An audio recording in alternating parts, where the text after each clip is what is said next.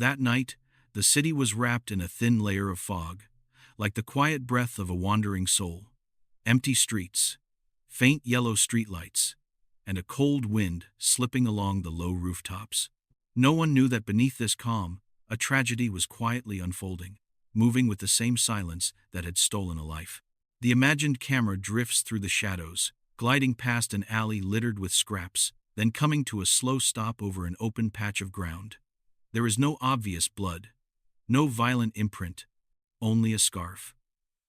A pale scarf, lifted and dropped by the wind, as if the night itself tried to place it gently on the earth.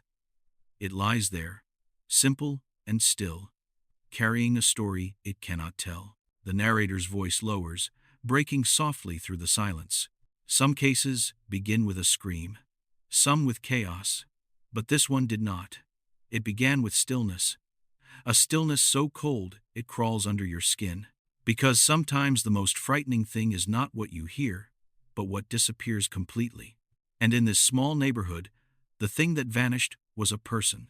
Someone who lived, laughed, loved, and left invisible threads tied to the hearts around them. But on this night, all those familiar rhythms stopped, as if someone had switched off their life with a single, icy touch. Officers will say they arrived at the scene with no idea what had happened. Neighbors will claim they heard something, but cannot be sure. And the family will feel a rising dread settling against their throats, tightening inch by inch. But you, the viewer, do not need to understand everything yet. You only need to feel it. To feel that behind that fallen scarf is a quiet tragedy. A small, unheard cry for help, and a darkness opening its jaws, swallowing the world 1 inch at a time. Tonight, we step into that darkness, not to find fear, but to find the truth. And sometimes, the truth is colder than the night itself. Before that fateful night, the victim was not a headline, not a name repeated in police briefings. They were a person, a soul made of quiet, beautiful pieces. The kind of person you might pass on the street and instinctively smile at, without even knowing why. They lived in a peaceful neighborhood where people still called each other by name. Their mornings began with a familiar cup of coffee, sometimes a strong black brew, sometimes a gentle latte. They loved the sound of leaves falling in autumn, the way the air felt cool and clean when they opened their door in early November. A person like that, so simple and so warm, feels impossibly distant from the cruelty that would later swallow their life. Friends say they had a way of making others feel at ease. They did not need many words. Just a glance, a small smile, a soft nod that carried real kindness. Some people enter a room like a quiet light, and somehow you feel safer, calmer, more human. They were that kind of presence, not loud, not demanding. But without them, the air felt a little emptier. Family describes them as responsible in the most human way, not with grand gestures, but with the tiny rituals that hold families together. Remembering every birthday, sending a short message just to check in, calling their mother each night, even after an exhausting day, simply to share a small story or hear a familiar voice. These simple things, the ones we often overlook, were their way of loving. They had dreams, not large, not glamorous, just honest dreams that anyone could see themselves in. A more stable job, a small home with a window facing the morning sun, a warm family of their own someday, a future that felt close enough to touch, a future worth waking up for. Perhaps the most heartbreaking truth is this: they did not chase fame. They did not seek greatness. They only wanted a normal life. But sometimes, it is the most ordinary lives that are dragged into the darkest places. In the last photographs their family keeps, their smile appears again and again. Not a forced smile, not a smile made for the camera, but a real one. A smile that makes you believe the world can still be gentle, that hope still exists. And now, that same smile is what hurts their loved ones the most.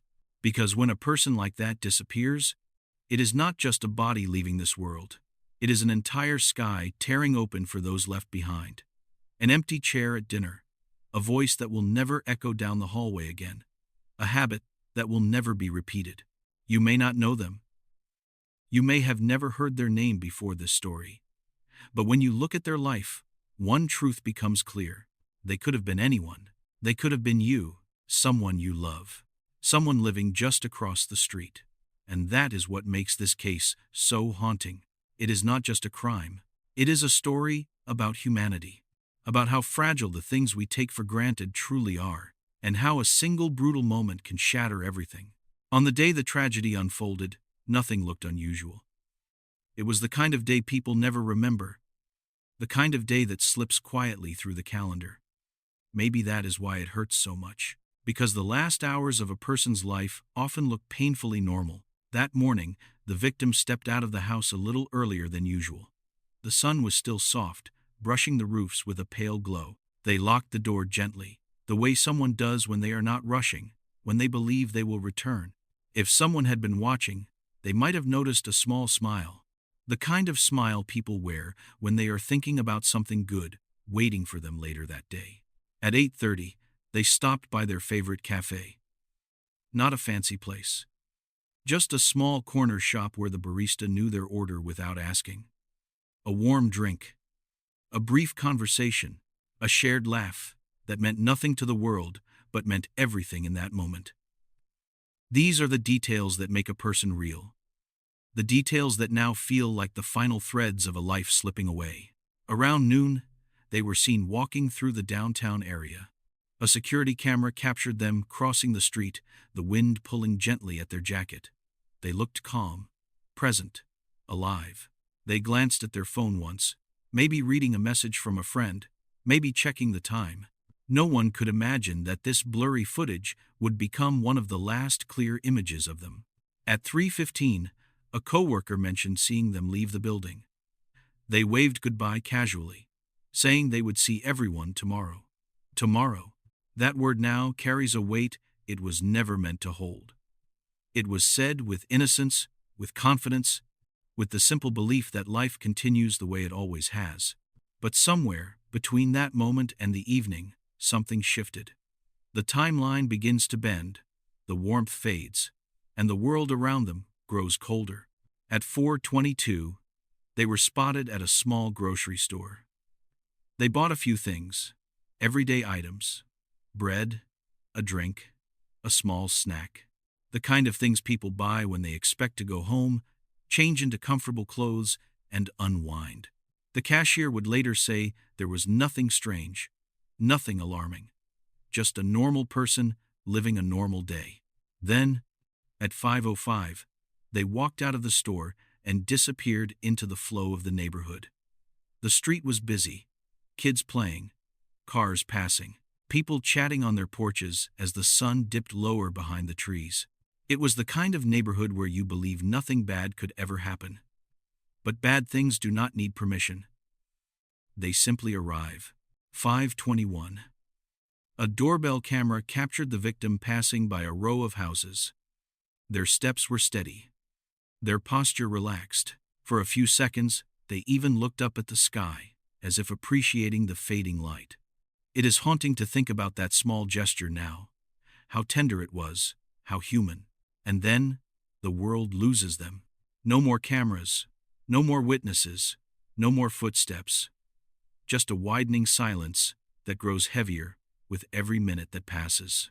When the victim failed to come home that night, the people who loved them felt something shift in the air. A quiet unease. A worry that started small but began to pulse stronger with each unanswered call. Because deep down, those who love you know when something is wrong. And on that day, something had gone terribly, painfully wrong. The call came in just after sunrise. When the town was still half asleep, officers arrived expecting another routine disturbance. Something simple, something explainable. But the moment they stepped onto the quiet street, a strange chill settled over them. A place that should have felt familiar suddenly felt wrong. Neighbors stood in small clusters, whispering with fear in their eyes, as if they already sensed a truth no one wanted to say aloud. Inside the home, the silence was heavier than the air itself. Nothing was shattered, nothing overturned, yet something was unmistakably off. A missing presence, a broken rhythm, the feeling that someone had left in a hurry or had been taken without warning. The lead detective paused near the doorway, scanning the room, sensing the first thread of a mystery that refused to fit into any ordinary pattern. It was the beginning of a case that would haunt every officer who stepped into that house. The scene felt frozen, as if the house itself was holding its breath. Morning light slipped through the curtains in thin, pale lines, revealing dust drifting in slow motion, silent and eerie. On the kitchen table, a cup of coffee sat half-finished, the surface now cold. A small detail, yet it carried the weight of someone who had planned to return but never did. A jacket hung on the back of a chair, waiting for its owner. A phone lay on the counter, screen dark but smudged with fingerprints. As if touched in a moment of panic, officers moved carefully, their footsteps soft, almost respectful. One paused near a picture on the wall, a smiling face captured in a happier time. It felt painfully out of place in this quiet room, filled with absence. Nothing was violently disturbed, yet every object whispered that something had gone terribly wrong. The house did not show chaos, it showed interruption. A life paused mid-sentence, and the silence that followed was louder than any scream. The first clue appeared almost too neatly placed, as if someone wanted it to be found. A set of footprints leading away from the backyard, shallow and uncertain, barely pressed into the dirt. Officers followed them with a spark of hope, believing they had finally caught the thread that would unravel the truth. But the deeper they looked, the stranger it became. The prints shifted in depth, in size, as if made hours apart, or by someone trying to mimic a pattern they did not fully understand. Inside the home, detectives found a text message on the victim's phone, a short and abrupt line from an unknown number. It hinted at a meeting, suggested tension, hinted at danger. For a moment, everyone believed this was the motive, the key that would guide the investigation forward.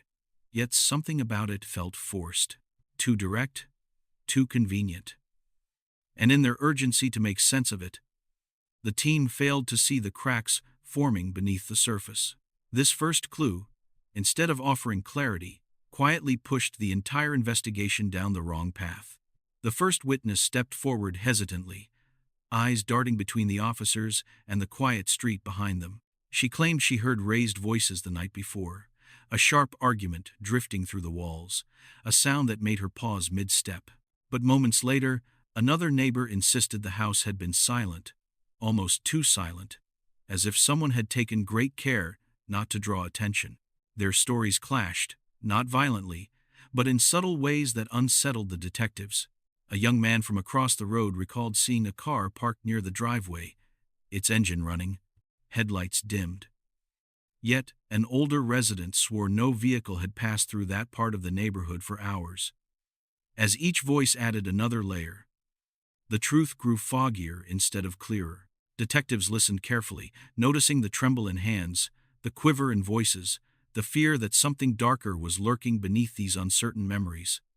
The contradictions did not weaken the case, they deepened it, hinting that the night of the tragedy held secrets no witness was fully ready to face. He was the kind of man most people passed on the street without noticing. Quiet, polite, the type who held doors open and nodded gently when neighbors greeted him. On the surface, nothing about him suggested danger. Yet when detectives spoke to him, there was a stillness in his eyes that felt carefully arranged, like someone rehearsing calm rather than feeling it. He mentioned the victim with a soft tone, calling them kind, respectful, someone he barely knew. But the pauses in his sentences lasted just a moment too long. Detectives noted the way his hands tightened when certain questions were asked, the way his gaze drifted toward the window as if searching for an escape. He lived alone, kept to himself, and had no clear alibi for the night in question. His home was neat, almost overly organized, as if order was the shield he used to keep chaos from spilling out. Nothing he said was incriminating. Yet everything he avoided saying lingered in the air. He did not look like a threat, but sometimes the darkest corners exist in the most ordinary people. When detectives pulled his records, The cracks in his calm exterior began to show. Years earlier, he had been involved in a string of minor disputes, incidents so small they slipped through the system without leaving real consequences. Neighbors described him as unpredictable, sometimes warm, sometimes distant, shifting like weather no one could quite predict. One former coworker recalled moments when he would retreat into silence for hours, only to erupt in sudden anger over the smallest slight, his face tightening in a way that unsettled everyone around him. There were reports of late-night arguments behind closed doors, moments where his voice rose not with rage but with something colder, something controlled.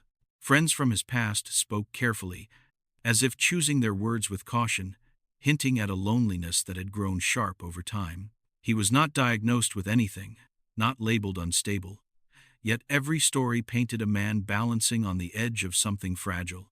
And as detectives pieced together these fragments, an uneasy picture formed. His past did not prove guilt, but it revealed the shadows he carried, shadows that now felt impossible to ignore. The interrogation room felt smaller than usual, its dim lights casting long shadows across the table. The suspect sat with his hands folded tightly, knuckles pale, trying to appear composed. Detectives approached slowly, not with aggression but with a quiet persistence that pressed on the air like weight. Each question was calm, deliberate, crafted to peel away the layers he had wrapped around himself. He answered with measured breath, offering short replies that revealed nothing yet hinted at everything. As the hours passed, the tension grew sharper. The walls seemed to close in, absorbing every whisper and leaving only the sound of his heartbeat echoing in the stillness. One detective leaned forward, lowering his voice, speaking to him not as a threat but as a human being, someone who might break under the burden he carried. For a moment, the suspect's eyes trembled, as if a truth was rising to the surface. Then he blinked hard, shutting it away again. The room grew heavy with silence. It was the kind that crawled under the skin, the kind that told the officers they were close to something vital. But they left the session not with answers, only with the undeniable sense that the truth was trapped somewhere between his fear and his refusal to speak. Just when detectives felt the pressure tightening around him, a new piece of evidence surfaced that shifted everything. A security camera from a nearby gas station, one that had been overlooked due to a faulty timestamp, was restored by a technician. The footage showed the suspect miles away at the exact time the incident occurred. He stood in line, tired, impatient, tapping his foot as he waited to pay for a late-night drink. Ordinary, unremarkable, but undeniably present. When detectives confronted him with the clip, his shoulders sank with a mix of relief and exhaustion, as if he had been carrying a weight he never knew how to set down. The room softened, the tension dissolved. For the first time, his eyes met theirs without fear. He was not the man they were looking for. It was a twist that left the team shaken. They had spent days chasing shadows that now evaporated in a single moment of clarity. And in that clarity came a colder truth. If he was innocent, then the real story, the real danger, was still out there waiting to be uncovered. The breakthrough came not from evidence or surveillance, but from a quiet knock on the station door. A woman stepped inside, her posture tense, her hands wrapped around a worn notebook as if it were the only thing holding her together. No one recognized her. She was not on any list, not part of any interview, not even connected to the neighborhood. Yet the moment she spoke the victim's name, the room fell still. Her voice wavered as she explained that she had known the victim years ago, during a time neither had spoken about since. She carried stories of shared memories, of hardships they had never admitted publicly, of a bond that had faded but never fully disappeared. And with each detail, detectives realized she knew things no outsider could have guessed. Then she revealed something that made every officer lean forward. She had seen someone near the victim's home days before the tragedy, someone the investigation had never considered, someone close, someone trusted. Her presence felt like a quiet storm, sweeping through the case, turning it in a direction no one had imagined. And for the first time, detectives sensed they were stepping closer to the truth. Detectives returned to the evidence room with renewed urgency. their focus sharpened by the woman's unexpected testimony. They pulled every camera feed within a mile radius, scrubbing through hours of grainy footage. Streetlights flickered in looping frames, cars drifted in and out like ghosts, and hidden among the noise, a faint silhouette appeared near the victim's home on the night before the tragedy. It was a fleeting figure, but enough to raise the pulse of every investigator in the room. They matched the sighting with phone pings, traffic data, and small, overlooked details from the scene. Slowly, a new timeline began to form, not the one they had forced themselves to believe, but one that breathed with human intentions, mistakes, and shadows long ignored. A shoeprint on soft soil. A car passing later than reported. A message that now read differently under fresh context. As the pieces aligned, detectives felt a quiet shift. The story they had chased was unraveling, revealing a path no one had dared to consider. And with each new thread tied into place, the night of the tragedy grew clearer, more haunting, and far closer to the truth than they ever expected. As detectives laid the reconstructed timeline across the table, the hours of that night unfolded like a fragile thread. Each moment found its place with surprising clarity, yet one gap refused to fit. A stretch of nearly 20 minutes where every source of information fell silent. No phone activity, no camera sightings, no witness recollections.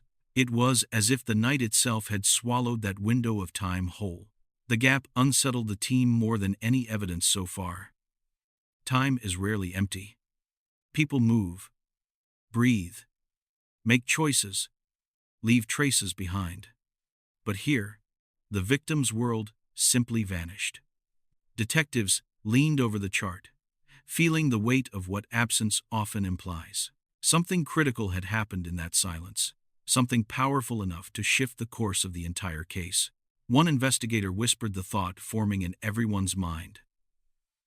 Whoever moved in that gap knew how to stay unseen.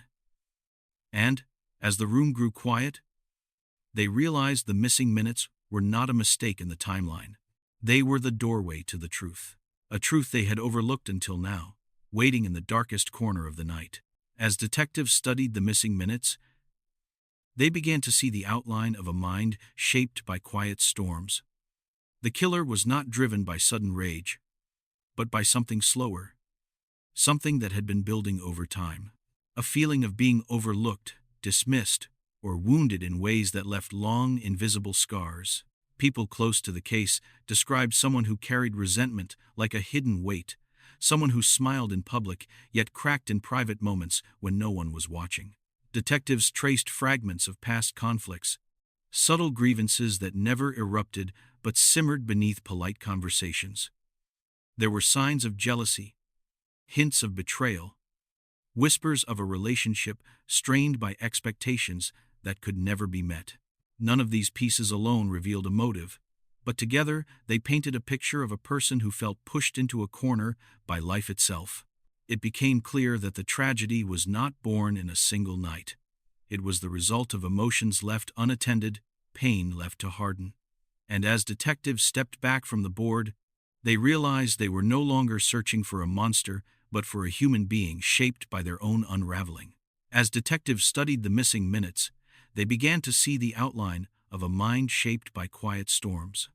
The killer was not driven by sudden rage but by something slower, something that had been building over time. A feeling of being overlooked, dismissed, or wounded in ways that left long, invisible scars. People close to the case described someone who carried resentment like a hidden weight, someone who smiled in public yet cracked in private moments when no one was watching. Detectives traced fragments of past conflicts, subtle grievances that never erupted but simmered beneath polite conversations. There were signs of jealousy, hints of betrayal, whispers of a relationship strained by expectations that could never be met. None of these pieces alone revealed a motive, but together they painted a picture of a person who felt pushed into a corner by life itself. It became clear that the tragedy was not born in a single night. It was the result of emotions left unattended, pain left to harden. And as detectives stepped back from the board, they realized they were no longer searching for a monster but for a human being shaped by their own unraveling. The room was silent when the suspect finally entered. Escorted, but no longer resisting. he sat down slowly. His shoulders curved inward, as if trying to shrink from the moment waiting for him. For a long time he said nothing. His eyes drifted toward the table, tracing invisible lines, as though searching for a version of himself he had already lost. When he finally looked up, there was no defiance left, only exhaustion and a quiet sorrow that settled deep in his gaze. His voice broke the silence in a low, uneven tone. Each word came with effort, trembling not from fear of punishment, but from the weight of what he carried. He spoke in fragments at first, small admissions that hinted at regret he had never allowed himself to feel. With every sentence, his composure slipped further, revealing a person torn between guilt and the desperate need to be understood. There was no dramatic outburst, no raised voice, just a man whose world had finally collapsed in on itself. His hands shook as he described the choices that led him here, choices he wished he could rewrite. The detectives listened quietly, not with triumph but with a somber recognition. In that moment, the confession felt less like an ending and more like the final unraveling of a soul that had been breaking long before the crime ever occurred. When the confession was delivered to the family, there were no cries, no outbursts, no furious demands for justice. Instead, a stillness settled over the room, heavy and aching. The mother sat closest to the window, her fingers tightening around a small photograph that had softened at the edges from years of touch. She did not look at the detectives. Her gaze drifted somewhere far beyond the glass, toward a world where her child was still alive, still calling her name, still returning home. The father stood behind her, motionless. His face held a calm that was almost painful to witness, the kind of calm people wear when they have spent every last drop of strength holding themselves together. His jaw tightened only once, just enough to betray the storm inside him. Then he swallowed it back, like a man who no longer remembers how to express his grief. The siblings barely spoke. They moved closer to one another, creating a fragile circle of presence, hoping silent proximity could soften the blow. Words could not. No one shed tears right away. Their grief was not loud enough to break open.